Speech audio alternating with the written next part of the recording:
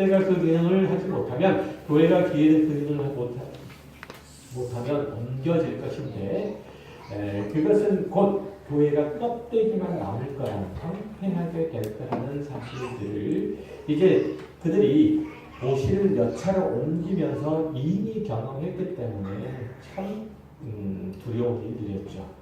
자, 이제 본격적으로 오늘 본문으로 들어가서 살펴볼게요. 에베소 교회는 몇 가지 칭찬을 받았고 동시에 책망도 받았던 교회였습니다. 이게 2절을 보면 주님은 이 교회들을 향해서 내 행위와 수고와 내 인내를 안다라고 그렇게 하셔서 이제 세 가지 내용들을 칭찬하는 것처럼 보이지만 원어 성경을 보면 내 행위 즉 내 수고와 인내라고 얘기를 하고 있어요. 그러니까 행위 안에 수고와 인내가 묶여져 있는 거죠. 다시 말해서 성도들의 능동적인 행위로는 말씀을 열심히 배우고 거짓 사도들을 구별하고 성도들을 섬기는 일들에 수고를 했고 수동적으로는 안팎으로 열심히 안팎으로 다가오는 그 시험들에 대해서 박해들에 대해서 성실껏 참고 견디는 인내의 박성들을 지니고 있었다는 거예요. 에베소 교회 성도들은 자칭 사도라 하되 아닌 자들을 시험하고 판단했고 그들을 몰아내는 일들을 성실히 했고 그리고 이제 주님의 이름 때문에 당하는 그렇게 해서 주님의 이름 때문에 당하는 그 어려움들을 잘 참아냈다는 거예요. 거짓 사도들이 나타나서 교회를 어지럽히고 시험에 빠지는 일들은 초대교회 당시에는 굉장히 흔한 일들이었는데 우리 생각에는 잘 이해가 안 될 수 있죠. 거짓 사도들이라고 하면 이미 사도들은 정해져 있는데 12사도가 있고, 그렇죠? 12사도가 있고, 그리고 이제 바울 사도나 아니면은 바나바나 우리가 잘 아는 것처럼 신라나 그리고 안드로니고나 류니아나 이런 이들이 있었고 또 우리가 잘 아는 것처럼 누가복음 24장에도 보면 엠마오로 가는 두 사도에 관한 얘기들이 나오잖아요. 글로바와 다른 한 사람이 누군지는 잘 나타나지는 않아요. 이런 사람들도 있어요. 이처럼 초대교회는 예수님이 공생의 활동을 할 동안에 그분을 따라다니면서 그분의 말씀들을 배우고 또 여러 가지 이적들을 경험하고 하나님의 나라를 선포했던데 함께 했던 많은 이들이 있었잖아요. 70인 전도대 그죠? 있었어요. 그 사람들이 예수님 복음에 참여하고 전도자로 활동했기 때문에 그 모든 이들의 자격과 능력과 진심을 점검할 방법들이 딱히 없었다는 거예요. 굉장히 많은 사람들이 사도 역할로 자처했다는 거죠. 예수 그리스도와 그의 복음을 전하는 자들은 여러 가지 어려움들과 핍박들을 감수해야만 했지만 어떤 면에서 보면 교회와 사람들에게 인정받고 대접을 받았어요. 그렇기 때문에 여기저기서 사도 행세를 하는 사람들도 생겼다는 거예요. 또한 처음에는 예수님의 가르침과 그 삶의 이적들을 함께하면서 삶과 이적들에 함께하면서 그분을 따르기로 다짐을 했지만 시간이 지나면서 주님께서 가르치신 복음의 내용과 그 가치와 정신에서 점차 벗어난 이들도 있었다는 거죠. 이 시대만 해도 자신이 가지고 있는 신앙이 참다운 그리스도의 가르침 가운데 있는지 확인할 수 있는 성경이 완전히 확정되는 것이 아니었고 또 그것들을 교리적으로 정리해 놓은 것도 아니었었기 때문에 거짓 사도들이 생겨날 위험들은 얼마든지 많이 있었던 거예요. 그러나 거짓 사도들이 교회를 어지럽히고 성도들을 유린하는 일들은 어느 시대에나 일어나기 마련이죠. 사도행전 20장에 보면 사도 바울이 세 차례 선교 사역을 마치고 마지막 선교를 위해서 이제 예루살렘으로 돌아가는 길에 밀레데에서 에베소 교회 장로들을 불러 모아놓고 이 교회에 대하여 당부하는 대목이 나와요. 28절에 보면 사도행전 20장 28절 여러분은 자기를 위하여 또는 온 양떼를 위하여 섬겨라. 성령이 그들 가운데 여러분을 감독자로 삼고 하나님이 자기 피로 사신 교회를 보살피게 하셨느니라. 내가 떠난 후에 사나운 이리가 여러분에게 들어와서 그 양떼를 아끼지 아니하며 또한 여러분 중에서도 제자들을 끌어 자기를 따르게 하려고 어그러진 말을 하는 사람들이 일어날 줄을 내가 아노라. 그러므로 여러분이 일깨어 내가 3년이나 밤낮 쉬지 않고 눈물로 각 사람을 훈계하라는 것을 기억하라. 지금 내가 여러분을 주와 및 그 은혜의 말씀에 부탁하노니 그 말씀이 여러분을 능히 든든히 세우사 거룩하게 하심을 입은 모든 자에게 기억이 있게 하시리라. 자, 에베소 교회는 사도 바울이 3차 전도 여행 때 세운 교회지만 사도 바울이 그 지역에 정착해서 지속적으로 교회를 돌볼 수 있는 상황은 아니었어요. 그래서 다른 교회들과 마찬가지로 순회하는 전도자들의 가르침을 받는다거나 그 교회 장로들이 예배를 인도해야 되는 그런 상황이 있었던 거예요. 그래서 거짓 사도들이 교회에 들어와서 자신들의 철학이나 도를 펼쳐서 교회를 어지럽힐 수 있는 환경은 얼마든지 있었어요. 이 사실을 잘 알고 있었던 사도 바울이 뭐라고 말하죠? 사나운 이리가 와서 양떼를 자기 이익과 목적을 따라서 끌고 가려고 잘못된 풍조와 어그러진 가르침을 할 것이니까 조심하라 라고 이렇게 경고하죠. 당시 교회를 어지럽혔던 가장 흔한 거짓 사도들의 가르침 중에 하나는 뭐냐면 영지주의라는 거예요. 영지주의. 그러니까 이 사상은 그리스 철학의 이원론에서 나온 건데 인간의 육체나 물질은 악하고 정신이나 영혼은 선하다는 관념이에요. 그러니까 영에 속한 것, 정신에 속한 것은 선하지만 물질에 속한 것은 악하다는 거죠. 그러니까 이 영주의주의 사상들이 이제 들어와서 가지고 있는 사람들이 교회 안에 들어와서 기독교의 거룩한 세속에 속한 것들을 구분했는데 모든 물질에 속한 것이 속된 거고 그리고 모든 영적인 정신적인 활동들은 거룩한 것으로 나누어 버린 거예요. 그래서 이들은 성실하고 믿음이 좋은 그리스도인이라면 혼인도 구해야 되고 음식 먹는 것도 삼가해야 되고 세상으로부터 멀리 떨어져 사는 것이 좋다고 가르친 거예요.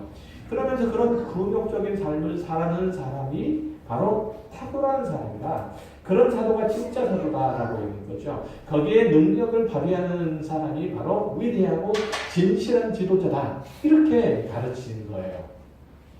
디모데전서 4장 1절 이하에 보면 바로 그런 사실들이 그대로 등장하고 있어요. 그러나 성령이 밝히 말씀하시기를 후에 어떤 사람들이 믿음에서 떠나 미혹한 영과 귀신의 가르침을 따르리라 하셨으니 자기 양심의 화형을 맞아서 외식함으로 거짓말하는 자들이라 혼인을 금하고 어떤 음식물을 먹지 말라고 할 터이나 음식물은 하나님이 지으신 나님 믿는 자들과 진리를 아는 자들이 감사함으로 받을 것이니라. 하나님께서 지으신 모든 것이 선함에 감사함으로 받으면 버릴 것이 없나니 하나님의 말씀과 기도로 거룩하여집니다. 이렇게 얘기하잖아요.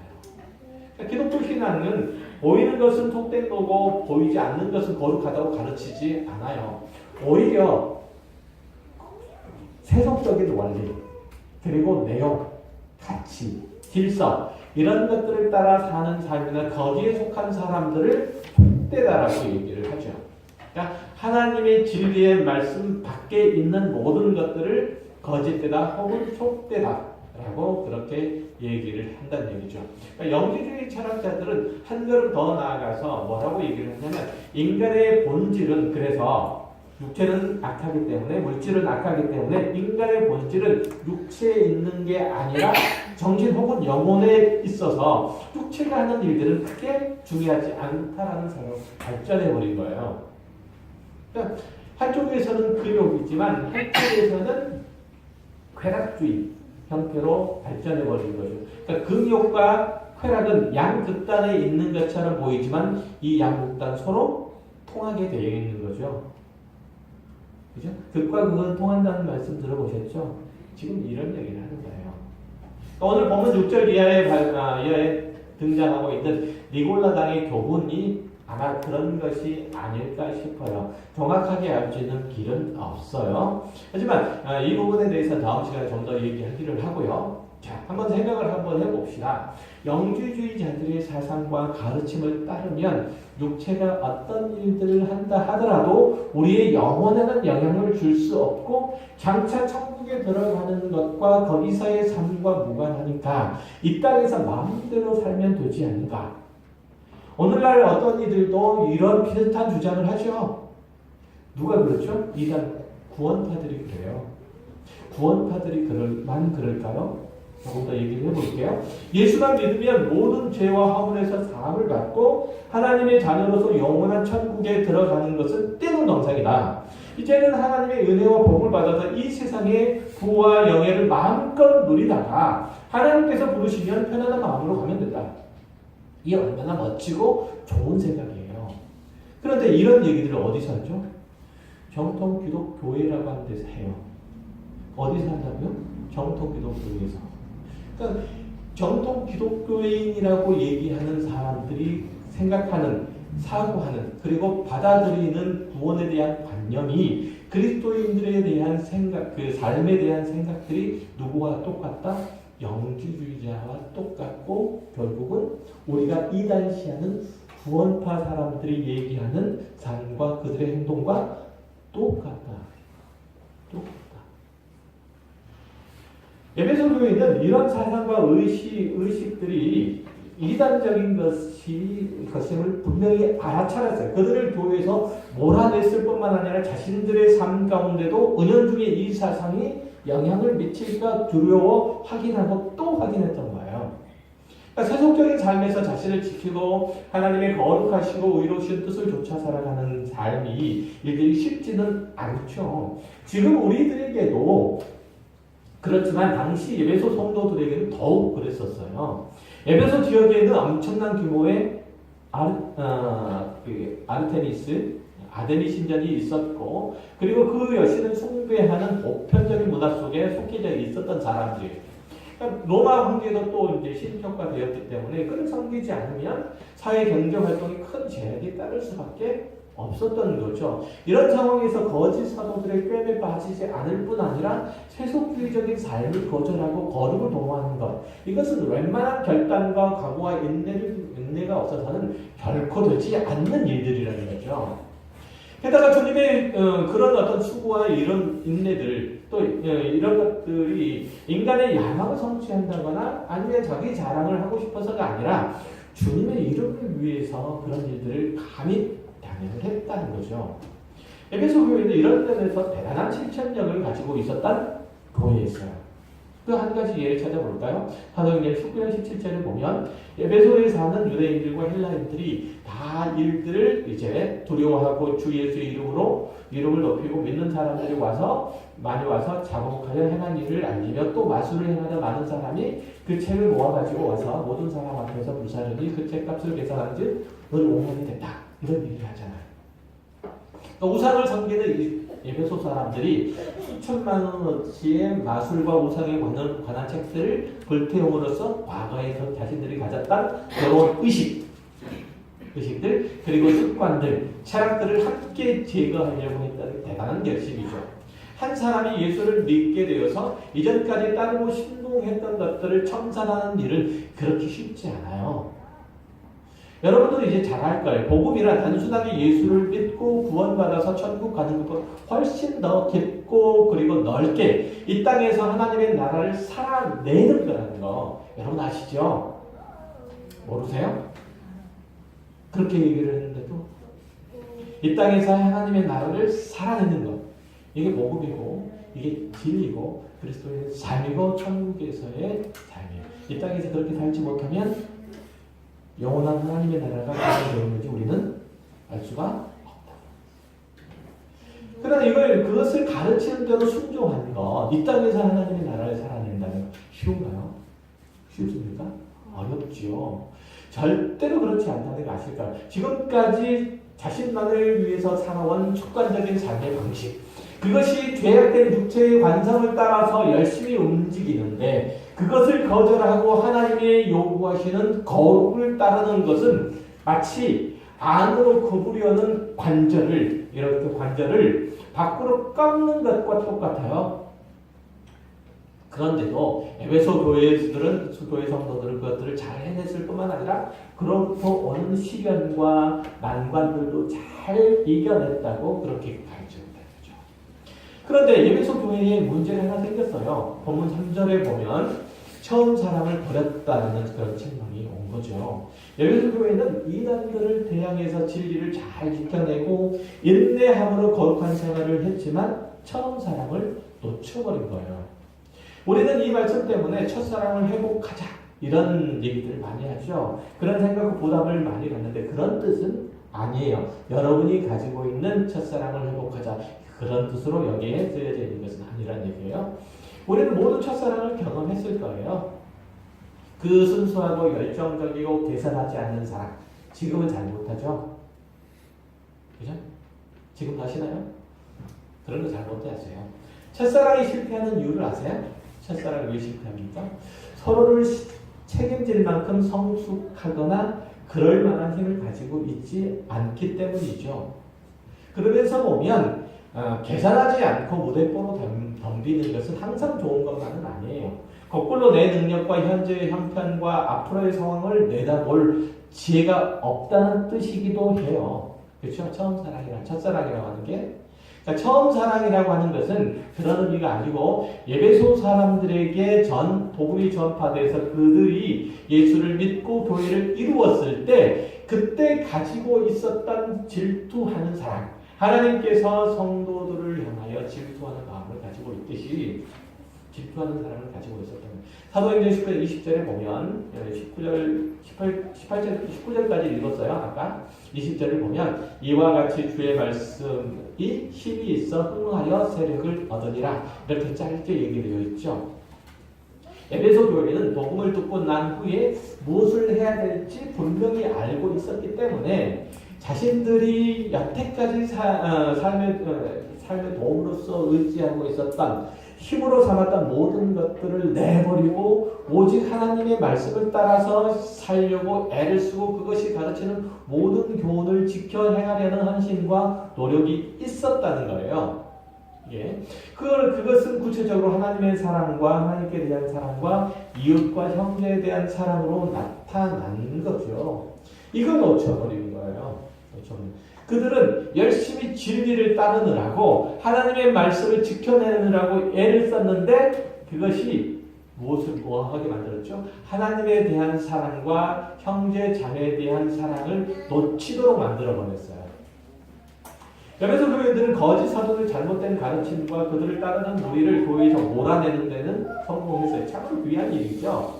오늘의 한국교회 성도들과 많이 다른 모습이에요. 교회에서 어떤 문제로 갈등하거나 다툼이 일어나면 거짓 사도들처럼 일들이 일어나면 우리 마음에 여러분 마음에 가장 많이 드는 생각이 뭘까요?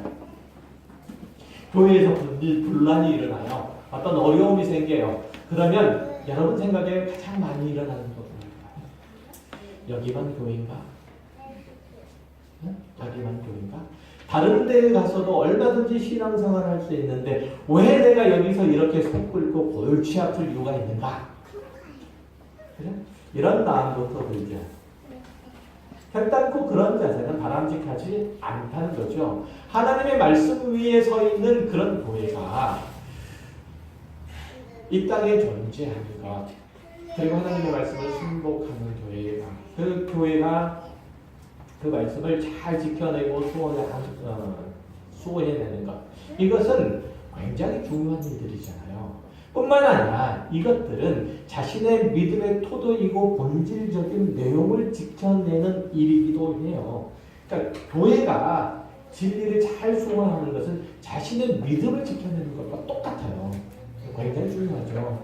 그러니까 교회에서 무단한 철학이나 아니면 이론이나 사상이나 아니면은 정견, 쓸데없는 정견, 자기의 정치적인 견해들 이런 것들이 선포되는 것을 막아야 돼요. 막아야 되고 당연히 이런 것들을 쫓아내야 돼요. 그것이 바로 내 신앙을 지켜내는 일들이에요. 이렇게 이제 자라던 예배소 교회가 처음 사랑을 잃어버린 이유가 뭘까요? 모든 그리스도인들의 믿음의 토대고 또 근거였던 예수 그리스도와 십자가를 놓친 것 때문이에요. 그 정신을 잃어버린 거죠. 그는 우리의 죄와 허물을 위해서 십자가를 지심으로 우리를 죄를 구원하셨고 이를 통해서 하나님의 우리를 향한 사랑이 얼마나 크고 위대한지를 보여주신 분이잖아요. 사실 예수 그리스도의 사역은 모두 하나님과 그분의 뜻을 증거하는 일이었고 그 결정체는 그 고갱이는 늘 십자가의 사랑이었잖아요. 따라서 모든 성도들의 믿음과 소망이 하나님과 그분의 나라로 향하고 있음은 자신을 희생해서 이웃과 형제의 유익을 구하는 곳으로 나타나야 한다는 거예요. 에베소 교회는 처음에는 그리스도의 증인으로서 복음을 따라서 열심히 살았고 하나님의 말씀을 배우기를 힘썼고 배우는 것에 삶에 적용하는 일들이 최선을 다했다는 거죠. 그것들은 당연히 이웃에 대한 사랑으로 나타났고 사람들은 에베소 성도들의 신앙과 삶을 충분히 이해하고 납득할 수 있었고 그것들이 귀하고 복된 일인 줄 알아서 그 구원의 은혜와 사랑에 기꺼이 동참하고자 하는 이들도 많이 늘어났어요. 요한계시록 표현대로 하면 세상을 향해서 등불을 켜고 있는 촛대 역할을 충실하게 감당한 셈이죠. 그런데 이들이 거짓 사도들과 싸움을 하는 동안에 하나님과 이웃에 대한 사랑을 잃어버리고 열정이 없는 증인, 말씀에 대한 지식만 소유하고 그것을 통해서 다른 사람을 정죄하고 재단하는 일들만 자행하게 된 거예요. 혹시 저 같지 않냐? 이런 생각만 하게 된 거라는 얘기예요. 그러니까 진리의 말씀을 지켜냈지만 그것을 채우고 있는 그것이 이끌어가는 사랑의 섬김과 사랑의 인내와 사랑의 용서를 잃어버린 거예요.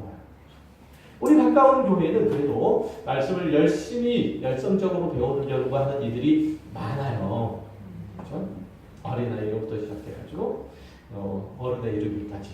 여러분들이 이 교회 처음 이 교회를 이룰 때보다는 훨씬 더 많이 그리고 훨씬 더 깊이 성경 말씀에 대한 이해와 지식을 쌓았을 거예요. 동의하세요? 자, 그러면 우리 한번 돌아봅시다. 옆에 있는 사람 말고 각자 자신을 한번 돌아보자고요. 자신이 어떤 상태에 있었는지와 상관없이 여러분이 처음 가까운 교회에 와서 말씀을 배웠을 때는 신앙생활을 다시 시작한다는 마음이셨을 거예요. 내가 여태까지 살아왔던 신앙생활의 방법들과 그 목적이 아니었구나. 내가 잘못 생각하고 잘못 배웠구나라는 사실을 아셨을 거예요. 그렇죠? 하나님에 대한 사랑도 이전보다 훨씬 더 뜨거워지고 단단해졌을 거라고 생각해요. 이웃을 사랑해야 된다는 그 강의적인 책임도 지고 있음을 이제 알게 되었고 그렇게 하려고 애쓸 거예요. 그러면 그때와 지금을 한번 비교를 해보세요. 그 사랑이 더 깊어지고 과거에 처음 그때보다 지금이 더 넓어졌는지 세상이 뭐라고 반응해도 변함없는 사랑으로 하나님께 순종을 하고 이웃을 향해서 나아가고 있는지 만약에 그렇지 못하다면 여러분은 에베소 교인들과 똑같은 형편인 거예요. 우리 교회는 특별히 말씀을 읽어라, 기도를 해라, 전도를 해라, 언급을 해라 이런 얘기 잘 안 해요. 그렇죠? 제가 여러분들이 그런 얘기 하시는 거 보셨어요? 잘 안 하잖아요. 왜 그런 줄 아세요? 그것이 주는 아니기 때문에 그래요. 주는 아니기 때문에. 그런데 그게 아무것도 아닌 것처럼 그렇게 내팽개치는 것도 아니에요. 그렇죠? 기도는 하나님의 은혜를 입는 방편이에요. 하나님께서 당신에게 나오는 그 길들을 기도를 통해서 우리들에게 허락해 주셨어요. 그래서 선물이죠. 누리고 기뻐해야 되는 거죠. 그걸 강조하지 않는다 그래서 이걸 할 필요가 없다 내팽개치면 안 되는 거죠. 그죠? 안 되는 거예요. 말씀을 읽는 것도 역시 마찬가지죠. 꾸준하게 말씀을 읽고 묵상하는 일들도 역시 마찬가지고 시간이 있을 때나 없을 때나 전도하는 일들도 마찬가지죠. 그래서 그것들을 통해서 내가 가지고 있는 하나님의 은혜를 함께 누리는 건 당연한 도리인 거죠. 그렇지만 그것이 이제 내가 그리스도인인 것을 정체적으로 드러내는 일들이 아니니까 그만큼 저희가 강조하지 않는 건데 그건 사실 우리들에게 꼭 필요한 일들인 거죠. 그런 얘기를 하려고 하는 건 아니고 그것보다도 더 중요한 사실은 뭐냐면 우리 안에 그리스도의 마음이 있어야 하는 것. 이게 훨씬 중요한 문제죠. 기도도 그것들 때문에 일하는 거고요. 다른 모든 것도 다 마찬가지죠. 우리는 보통 사랑하자라고 그렇게 말하면 그것을 무조건 지켜야 하는 절대적인 명령이라고 여기기보다는 자신의 감정, 자신의 생각, 자신의 형편과 상황에 따라서 취사 선택할 수 있는 것이고 안 해도 별 문제가 안 되고 죄도 안 된다고 생각하는 경우가 많아요. 우리가 생각하는 죄는 성경이 금지하는 것을 행하는 것으로 생각하기 때문에 그것은 잘못된 생각이 있는 거죠. 그렇게 생각하는 것은 잘못된 소극적인 의미에서 그런 거예요. 예를 들면 살인하지 말라거나 도둑질을 하지 말라거나 거짓 증거하지 말라거나 남의 것을 탐내지 말라 이런 것들은 내 이웃을 내 몸처럼 사랑하라는 말씀의 소극적인 규칙일 뿐이잖아요. 그러니까 누군가를 사랑한다고 말하려면 적어도 이웃을 자기 이익의 방편으로 삼지 말라. 남을 자신의 성공이나 야망의 도구로 삼지 말라. 이런 뜻이죠. 그렇죠? 그러니까 이렇게 금지된 명령을 지키지 못하면 하나님의 책망을 면치 못하는 것과 마찬가지로 이웃을 위하여 나의 것을 내어주되 목숨까지 아끼지 않는 것도 하나님의 꾸중의 대상이라는 거죠. 목숨을 아끼는 것도 꾸중의 대상이에요. 그러니까 마음을 다하고 뜻을 다하고 목숨을 다해서 하나님을 사랑해야 될 뿐만 아니라 이웃을 내 몸처럼 사랑하는 것도 무조건적인 명령인 거예요. 뭐 더 이상 말할 필요조차가 없는 기본적인 명령이에요. 그러니까 사랑하라고 하는 것은 마치 뭐랑 똑같다고요? 도둑질하지 말라는 명령을 지켜야 하는 것과 똑같이 강제적인 명령이에요. 취사선택이 아니고. 자, 마태복음 24장에 보면 말세의 징조에 대한 설명이 나오거든요. 10절 이하의 말씀을 볼게요. 그때 많은 사람을 실족하게 되어 서로 잡아주고 서로 미워하겠으며 거짓 선지자가 많이 일어나 많은 사람을 미혹하겠으며 불법이 성함으로 많은 사람의 사랑이 식어지리라. 그러나 끝까지 견디는 자는 구원을 얻으리라. 말세의 징조는 사람들이 서로 무관심하고 미워한데요. 이웃을 봐도 아무런 감정을 느끼지 못하고 그 사람에 대해서 궁금한 마음이 없다는 거예요. 그 사람을 환대하고자 하는 그런 마음들이 없다는 거죠. 누군가가 아파 쓰러져도 자기 일이 아니라면 신경 쓰지 않는 거죠. 이 세상이 더 이상 존재해야 될 필요가 없다고 판명되는 가장 근본적인 이유는 뭐냐면 뭐 때문에? 사랑이었기 때문에. 이 세상이 종말이 올 수밖에 없다고 그렇게 인정되는 것은 뭐 때문에? 사랑이 없기 때문에. 사랑이 식어지리라. 이게 뭐라고요? 종말의 증상이에요. 그러니까 하나님께서 이 세상을 심판하시는 이유가 뭐라고요? 사랑이 없기 때문에. 그 얘기하는 거잖아요. 이런 내용을 보면 사랑을 잃어버리는 것은 그리스도인으로서 그 증인된 삶을 안 사는 거예요. 그 그리스도인으로서 존재의 본질을 잃어버린 거예요. 하나님이 사랑을 잃어버렸으면 더 이상 하나님이 아니듯이 하나님의 자녀가 사랑을 잃어버렸으면 더 이상 하나님의 자녀가 아니죠. 맞아요? 맞습니까? 그 논리가? 맞습니까? 맞죠? 아마 그리스도인이라면 누구나 다 마태복음 28장 18절 이하의 대외이임령을 알고 있을 거고 그것을 자신의 사명으로 여길 거예요. 예수께서 나와 말씀하여 이르시되 하늘과 땅에 모든 권세를 내게 주셨으니 그러므로 너희는 가서 모든 민족을 제자로 삼아 아버지와 아들과 성령의 이름으로 세례를 베풀고 내가 너희에게 분부한 모든 것을 가르쳐 지키게 하라. 볼지어다 내가 세상이 끝날까지 너희와 항상 함께 있으리 하시니라. 아마도 여러분들은 이 명령을 지켜내려고 애를 쓸 거예요. 멀리 가서 선교하지는 못해도 가까운 데 가서 전도하기를 원할 거고 또 그렇게 못하면 선교 헌금을 한다거나 선교사의 사역들을 위해서 기도함으로써 그 명령에 기꺼이 동참하려고 할 거죠. 그래서 그 그리스도인의 책무를 다하려고 할 거예요. 그런데 증인된 삶을 살기 위해서는 가장 먼저 해야 될 것은 뭐냐면 하나님을 향한 사랑에 시들지 않도록 애쓰는 거라 이렇게 얘기해요. 여러분. 하나님을 향한 사랑에 시들면 사람을 향한 사랑도 약화되기 마련이기 때문인 거예요. 그리스도인들이 자신의 삶이 박하고 힘들고 여유가 없어졌다고 느껴졌을 때 보통은 자기 신앙을 돌아보지 않아요? 그렇죠? 뭘 돌아본다고요? 신앙을 돌아보잖아요. 내가 하나님과의 관계가 뭔가 잘못되지 않았나라는 생각을 하게 되잖아요. 그렇죠? 기도하게 되잖아요. 그러니까 하나님의 사랑이 식었으면 본능적으로, 신앙인의 본능적으로 캐치하려고 하기 때문에 그런 거예요. 하나님의 사랑이 식으면 이웃의 것들을 착취하고 다른 사람 위에 군림하고 자기 편이 아닌 사람은 무조건 적으로 간주하고 경계하고 모든 사람을 경쟁 상대로 만들어버리기 때문에 그래요. 그러니까 하나님의 은혜가, 하나님의 생명이 우리 가운데 흘러 넘치지 않으면 우리들이 고갈되죠. 고갈되잖아요. 그럼 뭘로 그걸 살까요? 배고픈 걸, 고갈된 걸, 목마른 걸 뭘로 채워가겠어요?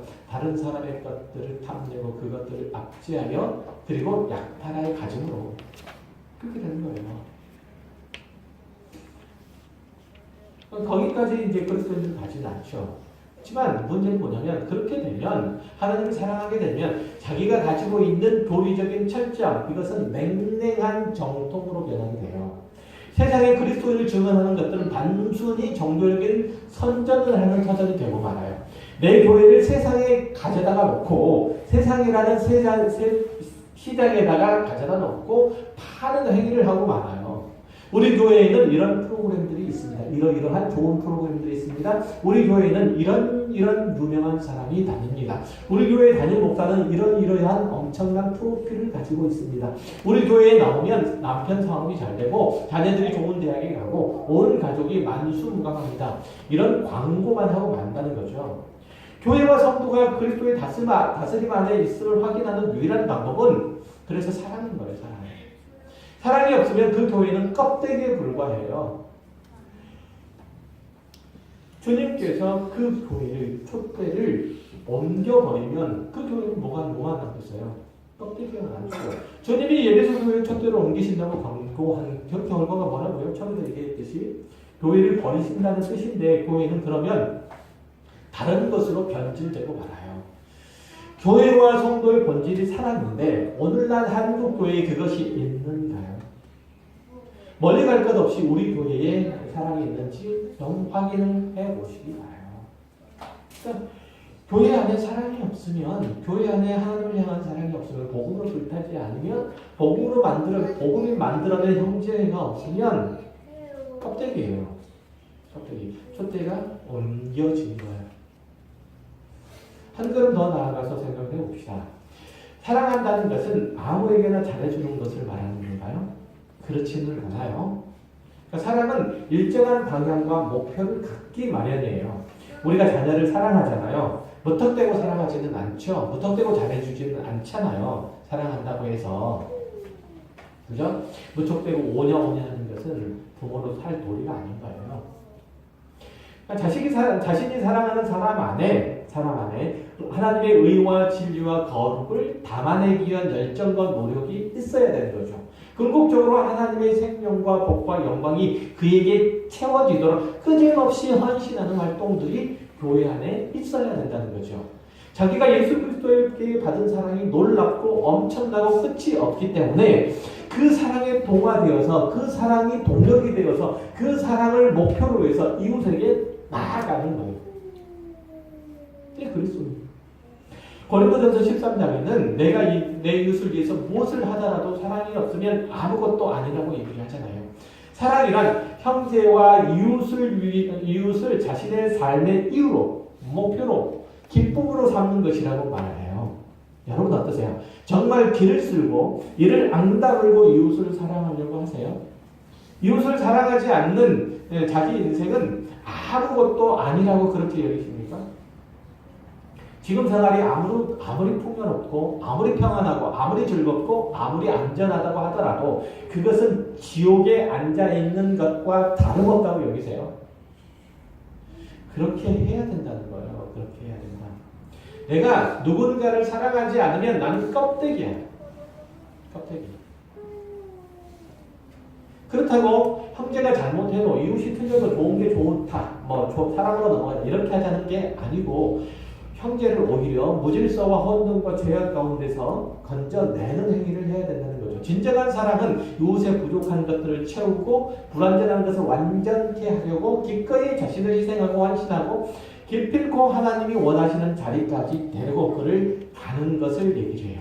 진정한 사랑이라는 건 그러니까 겸손한 마음으로 다른 사람들의 잘못된 것들을 고쳐서 그리스도 앞으로 데려가야 하는 거예요. 마치 그리스도께서 가르치셨던 것처럼 그렇게 하셨던 것처럼 빌립보서 2장 1절 이하의 말씀을 이렇게 얘기하죠. 그리스도 안에 그러므로 그리스도 안에 무슨 권면이나 사랑이 무슨 위로나 성령의 무슨 교제나 긍휼이나 자비가 있거든 마음을 같이하여 같은 사랑을 가지고 뜻을 합하여 한 마음을 품어 아무 일에든지 다툼이나 회유로 하지 말고 오직 겸손한 마음으로 각각 자기보다 남을 낮게 여기고 각각 자기 일을 돌볼 뿐더러 또한 각각 다른 사람들을 일을 돌보아 나의 기쁨을 충만하게 하라. 너희 안에 이 마음을 품으라. 곧 그리스도 예수의 마음이니. 이렇게 쭉 얘기해요. 모든 성도들에 대한 사랑, 이것은 그 형제를 그리스도의 삶과 그리스도의 마음으로 데려가는 것을 목표로 하고 있어요. 그러니까 그리스도의 삶으로 그를 데려가는 것, 그리스도의 거룩으로, 그리스도의 일로 데리고 가는 거예요. 그를 본받아서 기꺼이 하나님의 형상으로 새로워지는 것, 이게 사랑인 거예요. 그러니까 이것을 이루어 가려고 예를 쓰는 신앙생활, 그것이 첫사랑을 회복하는 거예요. 오늘 우리 교회, 이 시대의 교회의 문제가 뭐예요? 나름대로 교회에 대한 신앙에 대한 열심이 있는데 그것 때문에 서로 상처를 주고받고 용서하지 못하고 마음에 벽을 두고 살아가요. 참 재미나지 않아요?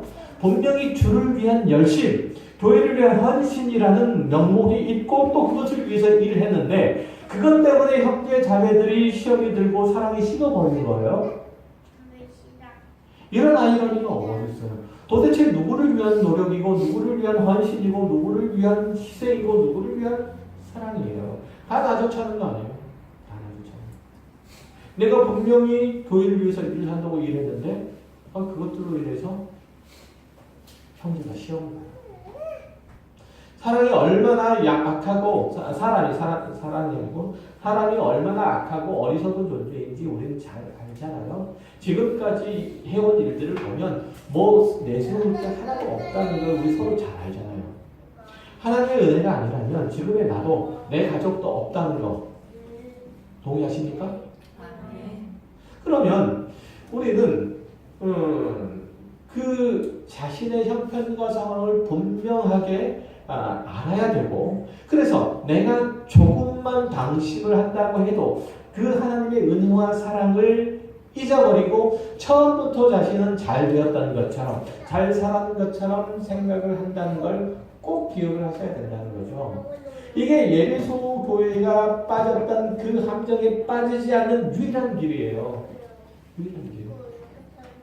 그래서 신앙은 좋아지는데 성경 지식은 많아지는데 오히려 자기 성질은 거칠어지고 사나워지고 포악해지는 이런 것들이 있어서는 결코 안 되는 거죠. 네? 한번 생각을 한번 해보세요. 아까 말씀드렸던 것처럼 우리 가까운 교회가 처음 이렇게 구성이 되고 함께 예배를 생활하고 그때는 기쁨이 있었고 감격이 있었고 만족함이 있었죠. 작은 숫자였지만 지금도 많지 않은 숫자지만 그때 그 감격과 기쁨과 사랑이 넘치는 것들이 서로를 용납하고 이해하고 받고 자기의 삶의 일부로 여겼다는 것들이 지금은 더 많아져야 되는데 하나님에 대한 지식과 하나님에 대한 이해와 그 정보들이 많으니까 성경에 대한 이해들이 많잖아요. 그러면 그것만큼 더 많아야 되는데 그것과 비례해서 많아졌어요? 아니면 줄었어요? 어떻게 생각하세요? 나중에는 예수 믿기 전보다 오히려 몰인정하고 냉정한 사람이 되어버리고 말아버리면 옆에 지나가면 냉기가 도는 사람이 되어버리고 한다면 성경을 아는 사람이고 하나님을 믿는 신앙이 깊이 젖어있는 사람이라고 얘기할 수 있겠어요? 어디? 그렇잖아요. 교회에서 보면 신앙생활을 잘한다고 여기는 사람들, 성경에 대해서 많이 알고 있는 사람 곁에 가기 쉽습니까? 철저하다고 얘기하는 사람 누구에게 철저해요? 다른 사람에게 철저해요. 자신에게는 굉장히 관대해요. 그건 안 되는 거예요. 여러분 교회에 나오는 게 재미있습니까? 교회 나오는 게 재밌습니까? 즐겁습니까? 왜 그럴까요? 왜 즐겁지 않고 재미가 없을까요? 교회에 사랑이 없기 때문이죠. 아니 여러분이 누군가를 사랑하지 않기 때문에 그래요. 성도들을 사랑하면 교회 나오는 게 재밌고 행복하잖아요. 그렇잖아요. 누군가를 사랑하면 행복해요. 사랑할 만한 사람이 없다고요? 아니에요.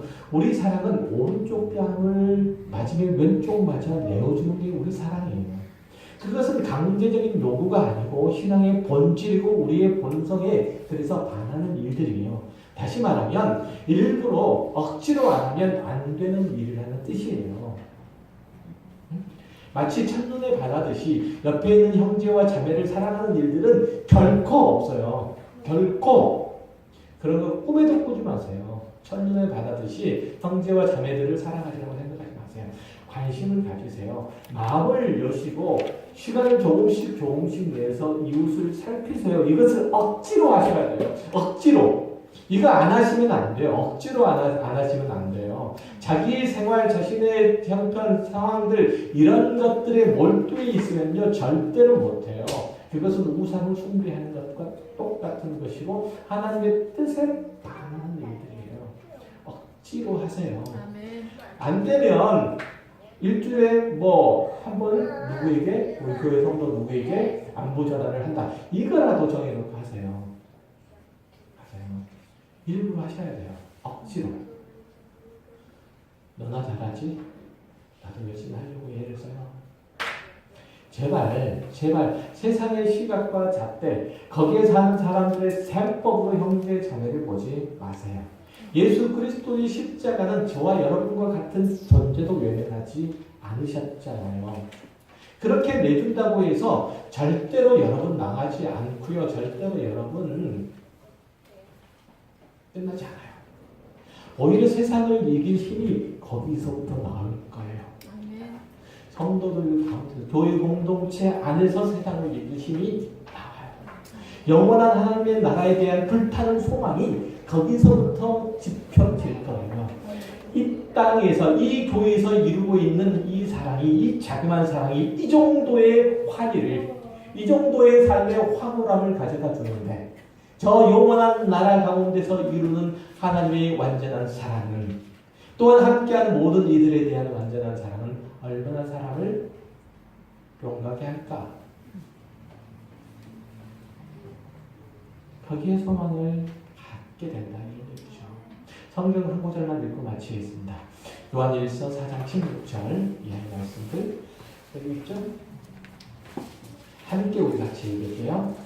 하나님이 우리를 사랑하시는 사랑을 우리가 알고 믿었노니 하나님은 사랑이시라. 사랑 안에 거하는 자는 하나님 안에 거하고 하나님도 그의 안에 거하시느니라. 이로써 사랑이 우리에게 온전히 이루어진 것은 우리로 심판날에 담대함을 가지게 하려 하니 주께서 그러하신 것 같이 우리도 이 세상에서 그러하니라. 사랑 안에 두려움이 없고 온전한 사랑이 두려움을 내쫓다니 두려움에는 형벌이 있으니라. 두려워하는 자는 사랑 안에서 온전히 이루지 못하였느니라. 우리가 사랑하면 그가 먼저 우리를 사랑하였습니다. 누구든지 하나님을 사랑하노라 하고 그 형제를 미워하면 이는 거짓말하는 자니 보는 바 그 형제를 사랑하지 않는 자는 보지 못하는 바 하나님을 사랑할 수 없느니라. 우리가 이 계명을 주께 받았나니 하나님을 사랑하는 자는 또한 그 형제를 사랑할지니라. 아멘. 자, 여기서 보는 것처럼 사랑이 우리에게 온전히 이루어진 것은 우리도 심판날에 담대함을 가지게 하려 하니 우리가 심판날에 하나님 앞에 서서 담대할 수 있는 것 무엇을 통해서 하나님께 대한 사랑과 형제 자매들을 향한 사랑에서 이루어지는 것인 줄 알고 넉넉히 이 명령을 잘 수행하는 저와 여러분 되시기를 주의 이름으로 축원합니다. 기도하겠습니다.